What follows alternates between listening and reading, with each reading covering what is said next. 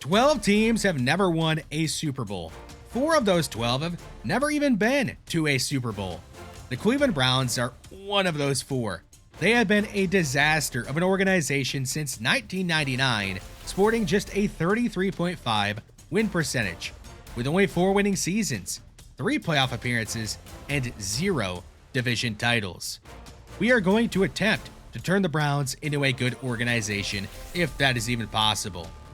The head coach leading us will be Avery Sizer, who grew up in Columbus, Ohio, dreaming of playing for the Ohio State Buckeyes, but they never called. The 6'1", 233-pound, 3-star running back ended up playing his college ball at Midwestern, where he set some records. He ran for 4,017 yards in his career and had 54 rushing touchdowns, both the most by a single player at Midwestern in their history. He even helped the Horned Owls win a national championship his senior season. Unfortunately, he did not get drafted, so his playing days ended and his coaching career began earlier than he anticipated. With him being a former running back, I'm sure you know what brand of football he wants his team to play, a team that dominates at the line of scrimmage on both sides of the ball. I chose Development Wizard as his archetype. He seems like more of a motivator developer rather than a play schemer. It's time to meet the roster, starting with this quarterback room that is honestly one of the most hilarious quarterback groups I have ever seen assembled. We have Joe Flacco, who is a first-round pick all the way back in 2008. He is now 40 years old, and this will be his second stint in Cleveland.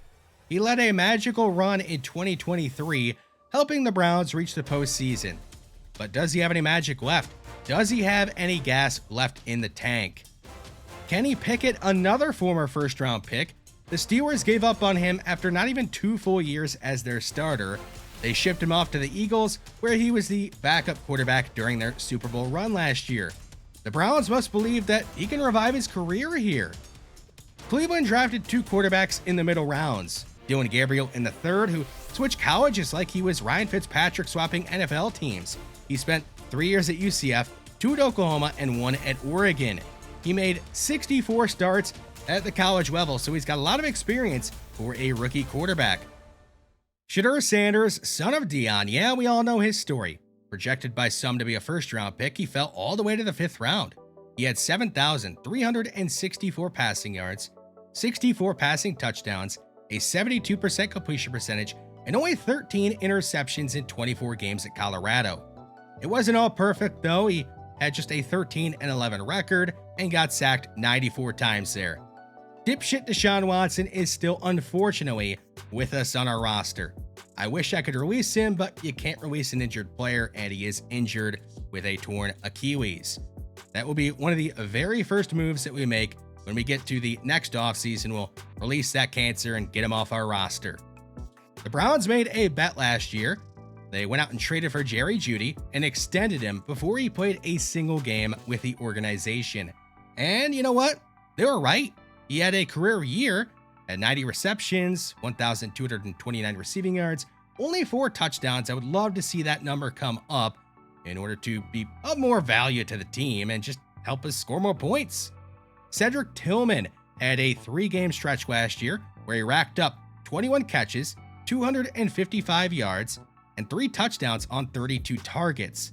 He was a beast in fantasy over that stretch, but it wasn't a long stretch. He got hurt and missed a lot of games last season. Deontay Johnson, he spent his first 5 years of his career with the Pittsburgh Steelers, and then last year he was on 3 different teams alone. Maybe a bit of a diva, but we need a player like him on our roster. Not necessarily the diva part, but the talent part. He's got some good skills, and I'm hoping that he can have a bounce-back year. David Njoku should be the #1 pass-catching option on our team. He was a first-round pick all the way back in 2017, has played in 106 games in his career, has 351 receptions, 3,769 receiving yards, and 30 touchdowns. He is in need of a new contract, and I'm willing to give him one.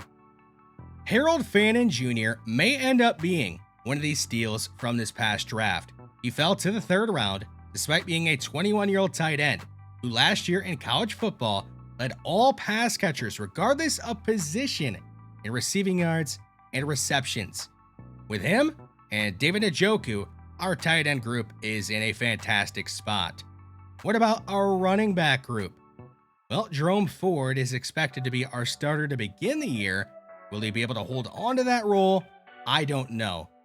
I mean, he's got some good competition, but we'll get to them in a second. Jerome Ford, you look at the stats, he's been good as a runner and as a pass catcher, and has started 18 games over the last 2 seasons.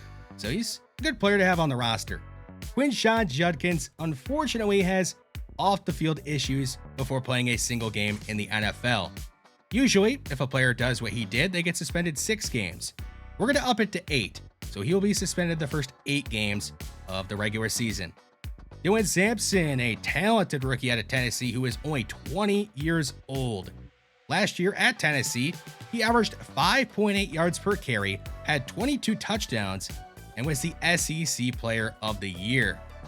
So with him and Quinshon Judkins, the future at running back looks pretty bright. The offensive line is really interesting. We got Jack Conklin, who is 31 and just signed a 3-year, $45 million contract and is the only long-term deal we have on the offensive line. Wyatt Teller, he'll be our starting right guard. He is 30 on the last year of a 4-year, $56.8 million deal. He's on the decline, but should be good enough at right guard. Ethan Posick is going to be our starting center. He's a way better run blocker than pass blocker, that's for sure. At left guard, we got Joel Bitonio, who is now 33, and unfortunately is, not going to be around forever. He's a great player to have now, but we got to plan for the future. The only starting spot on our offensive line up for grabs is left tackle. DeJuan Jones and Cornelius Lucas III will battle for it. DeJuan Jones is 6'8", 375, in his 3rd year out of Ohio State. I would love for him to take the job and run with it. But if he can't, Cornelius Lucas III, the 34-year-old veteran on a 2-year deal, provides us with a good bridge option. Tevin Jenkins is a well-rated player, but unfortunately has had the injury bug hit him often. So that's why he finds himself on our roster as a backup. Zach Zinter, in just his 2nd year out of Michigan, was a unanimous All-American in his final year with the Wolverines. So the offense, it's got some interesting players. Are we going to be a great offense? I don't know. Probably not, but maybe we can surprise people. Myles Garrett is the Cleveland Browns defense. He just signed a mega 4-year, $160 million extension with $123.5 million guaranteed, the most to a non-quarterback in NFL history. And he earned it, 102.5 career sacks in 117 games. What are we doing opposite of him, though? We got Joe Tryon-Shoyinka, the former Buccaneer who has only 15 sacks in 62 career games in 45 starts. Isaiah McGuire had a sack in 2 of the last 3 games last year. Alex Wright has some talent to him, and it's on the last year of his rookie deal, so we'll see what happens opposite of Myles Garrett. In the interior defensive lineman group, we got Mason Graham, who the Browns ended up selecting at pick 5 after they traded out of pick 2, where the Jaguars traded up and were able to get Travis Hunter. So yes, the Browns passed on Travis Hunter, but Mason Graham is going to be a building block for this defensive line and the defense as a whole for years to come. Malik Collins, maybe a bit of an overpay that the Browns just did. They signed him to a 2-year, $20 million deal. Not a bad player, solid player, but I don't know if he's worth that much. Mike Hall Jr., another former Buckeye on this Browns roster. He's going to be in just his 2nd year in the NFL. Unfortunately for him, he hurt his knee in the final game of the regular season last year and had to have surgery in the offseason. But he's good to go for us. We're going to throw him out there in the preseason and see how it ends up going for him and our entire interior defensive line.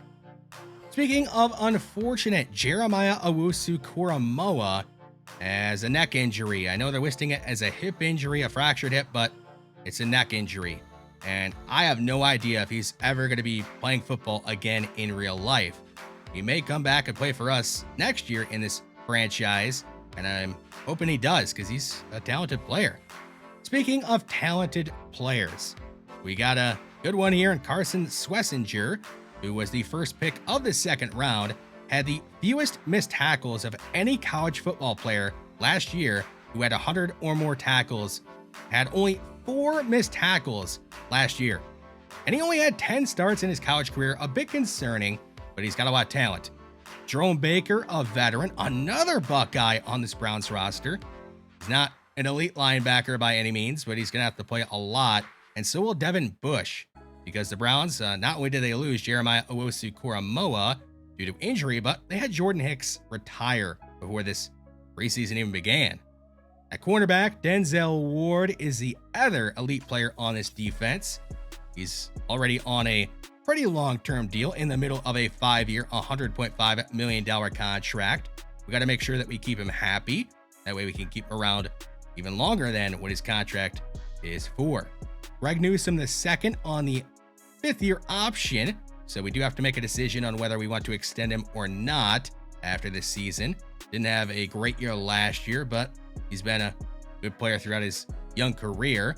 Martin Emerson Jr., I know he tore his Achilles tendon in real life, but he's not hurt in our franchise, so we're going to roll with him and play him as if he is healthy, because he is healthy in our franchise. He's also on the last year of his rookie contract, so cornerback is in a spot where we have to make some big decisions as soon as this upcoming offseason.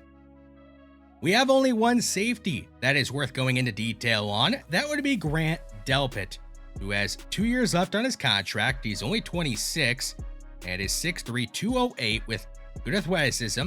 He's a big hitter and has 82 zone coverage. What's not to like about this guy? At least we have one safety that's good, but outside of him, it's really two guys that I'm expecting to play a lot. That would be Ronnie Hickman and Rashawn Jenkins.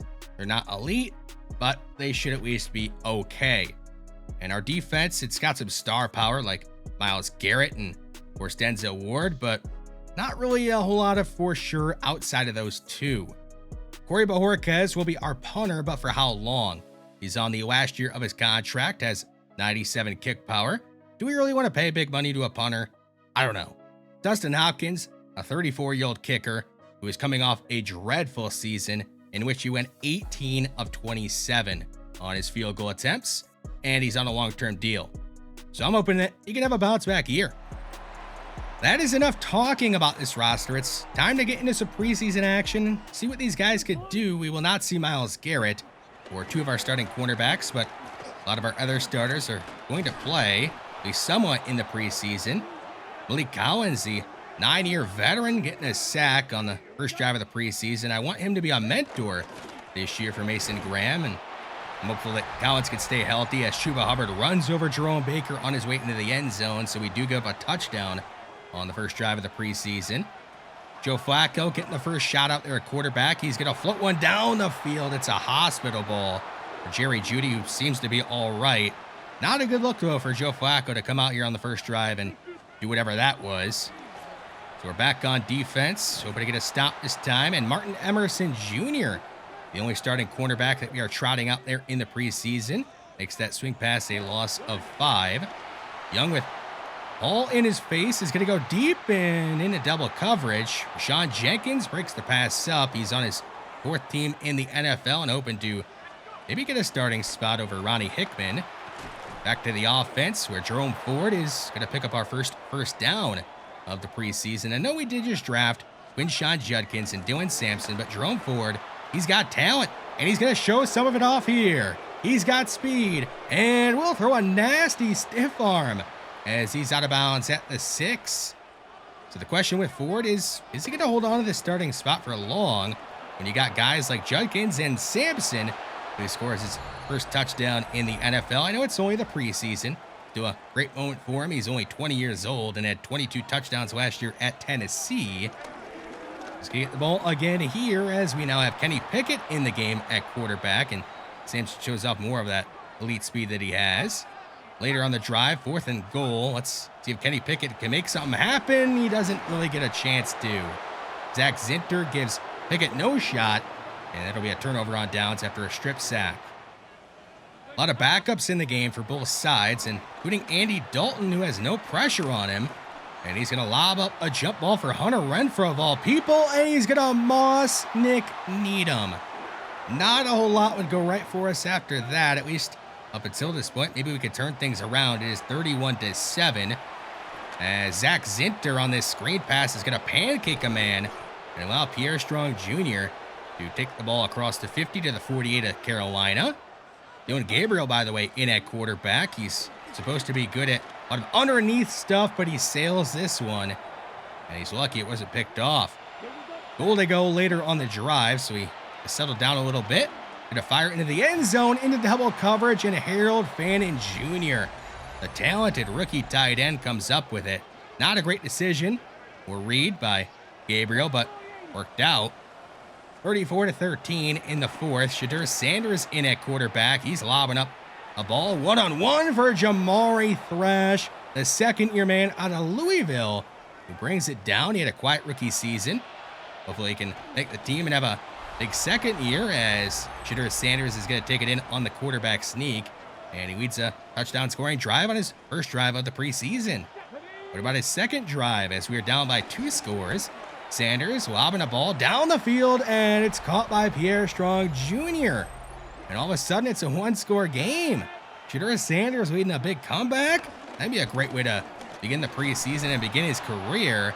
We get a stop, get the ball back, and now have a first down across midfield after that run by Pierre Strong Jr. Sanders to his left is going to show off some good anticipation and good timing as he finds Harold Fannin Jr. With a minute to go, we have it goal to go. Sanders left side to David Bell, outside the end zone. They're going to roll the touchdown. He fell across the goal line, and the Browns are going to have a chance to tie or take the lead. We will go for 2, looking to get this lead. Sanders on the 2-point try, finds David Bell all alone in the end zone, and Shedeur Sanders has led us all the way back to take the lead. Now the Panthers, they would get into field goal range and have a shot at a 54-yarder. The kick is up and good. So we give the lead right back, but Sanders, he's got time left, under 10 seconds. No timeouts, so gotta get a bounce. Sanders downfield to Bell, and he gets out of bounds. More magic from Sanders and Bell, and that'll give Dustin Hopkins a shot for the win. The 59-yarder is up. It's going to be wide right. He blows it.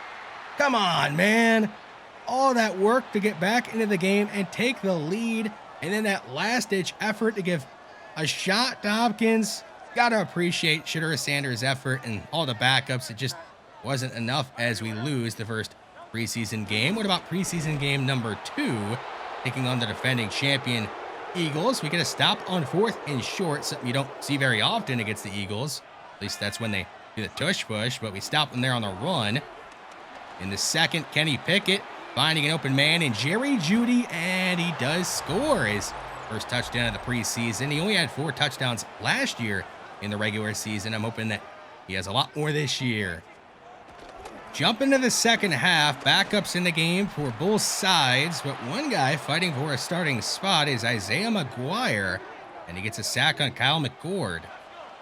Still Kenny Pickett out there as he's trying to, earn his starting spot. Unfortunately for him, he's going to miss an open man, or at least a man who had to step on a defender, and Harold Fannin Jr. So we'll jump ahead to the fourth quarter now, 27-13. Maybe Sanders could lead another big comeback. He goes deep here, and Cedric Tillman is going to win a jump ball. A lot of momentum on our side after that one.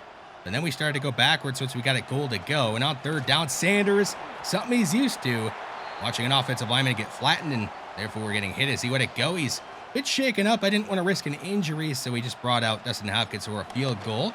Despite it not really helping us, had he made the kick, but he didn't. It gets blocked, and it was an ugly preseason game, number 2, to be honest. We end up losing 27-13 to the defending Super Bowl champion Eagles. Let's just get into the third game. Well, we're finally at home. We're taking on the Rams, and Flacco's trying to lock up this starting spot, trying to hold off Shedeur Sanders, who's been playing pretty well in the preseason. Nice play there to David Njoku later on the drive at the 23 of the Rams. Flacco over the middle for DeAndre Carter on third down, and he drops it. So we would have to kick a field goal. Not a good look for DeAndre Carter. He's trying to make his way onto the roster, but might not be able to do it. Pierre Strong Jr. up the middle. He's going to go 60 yards to the end zone, and I think that is going to guarantee him a roster spot when you're able to make plays like that. And what we saw in the first preseason game is going to be RB3 Well, Quinshon Judkins is suspended at least. As we jump ahead, late in the second, Mason Graham making his presence known, getting a sack, the first of the preseason for him. Under 30 seconds to go in the half, and we are going to be torched up the seam by Matthew Stafford and Puka Nacua. Not a good look for Grant Delpit and Nick Needham. Nick Needham has had a terrible preseason, to be honest, and might end up getting cut due to all the mistakes he's been making out there. Dylan Sampson on 4th down is going to get the first down and a whole lot more. He's actually going to score a 61-yard touchdown. Had to make sure that he got that 1 yard longer on the touchdown run than Pierre Strong Jr. had on his. Jump into the 4th quarter, Shedeur Sanders with some more great anticipation as he attempts to lead another comeback in the 4th quarter. He found Jamari Thrash, and with it goal to go on the doorstep of the end zone, Sanders to the back of the end zone. His favorite target near the end zone is David Bell, apparently, and he scores a touchdown. So we have a 1-score game, and it's going to be a 3-point game as Pierre Strong Jr. does a good job finding a lane to cut back into, and he's going to make it 34-31. We get a stop, and they're going to force a punt, but we run into the punter. The question is, would it be running or roughing? Well, the refs, they're going to call roughing. It really shouldn't have been, but they call it. That means it's an automatic first down for the Rams, and a huge mistake by Millard Bradford. Might end up getting him cut. We get another stop with under 30 seconds to go, and we take it off the foot of Evans. And we pick it up. McMillan is not able to score. A great play, though, by Brandon Smith to take it off the foot of Evans and block it and give us a real shot to win it. Sanders, what do you got? Running backwards to the end zone, lofting it up into double coverage, and we can't come down with it. After failing to get into the end zone on 3rd down, we let Dustin Hopkins come out here on 4th down, and while iced, he's going to make the kick and tie us at 34. So you may be thinking there's not enough time left for this game to not end in a tie. Well, what if I told you the Rams would fumble the kickoff, but then get back on it? For a second there, I thought we were really going to pull off a miracle. It just wasn't meant to be. A couple of crazy preseason games, right? Yeah, we won the first one, should have won it, and also had a shot at winning this one. We just didn't end up having things roll our way. So we go win this in the preseason, going 0-2-1, and now have to make a lot of cuts. One guy who will not be cut is Shedeur Sanders, who showed a lot in the preseason and has an argument that he should be our starting quarterback. It's between him and Joe Flacco. And to be honest, I have not decided yet. If we go with Joe Flacco, we could always turn things over to Shedeur. But if we go with Shedeur, you can't really go back to Joe Flacco, which has me leaning towards Flacco to begin the regular season. But Shedeur made a lot of great plays in the preseason. Kenny Pickett, he's going to be shipped off to Detroit for a 7th-round pick. I know the Browns give a 5th-round pick to get Pickett, but, I didn't want Pickett on the roster, so getting a 7th is better than just flat-out cutting him. C.J. Dupree on the Patriots practice squad, but not for long. We're going to sign him to our active roster to be tight end 3. He is 6'5", 250, a decent athlete, a solid blocker. We're also going to be signing Andrew Booth Jr. to be a depth cornerback. He was a 2nd-round pick back in 2022 by the Minnesota Vikings, has had injury issues in the NFL and in college back when he played at Clemson, but hoping that he can overcome that. Miles Murphy, I initially signed him to the practice squad, but the former 1st-round pick by the Bengals is just too good to keep on the practice squad. We'll have him on the active roster and have him be one of our backups. Here is a look at who we ended up cutting in order to get down to a 53-man roster. Now, yeah, there are a lot of names on this list. We did have to cut 22 plus a few extra in order to sign the guys that we did to our roster, but all these guys just didn't show much in the preseason. So the roster, it is set, at least for week 1, besides one thing. Who should start at quarterback for us? Should it be Joe Flacco, the 40-year-old veteran who led the Browns to a playoff appearance, one of their 3 playoff appearances since they became a team again in 1999? Or should we roll with the exciting rookie Shedeur Sanders, who led multiple comebacks in the preseason and looked pretty good out there? I want to hear your thoughts down below in the comments section. Which of the 2 do you think we should start at quarterback to begin our first regular season of of the series. It's going to be a big game right away, a division game against the Cincinnati Bengals. Besides commenting down below, you guys should also like the video to help this series out and get off to a good start. And subscribe to the channel if you're interested in seeing more of this series. Thanks for watching, and I will see you in the next one.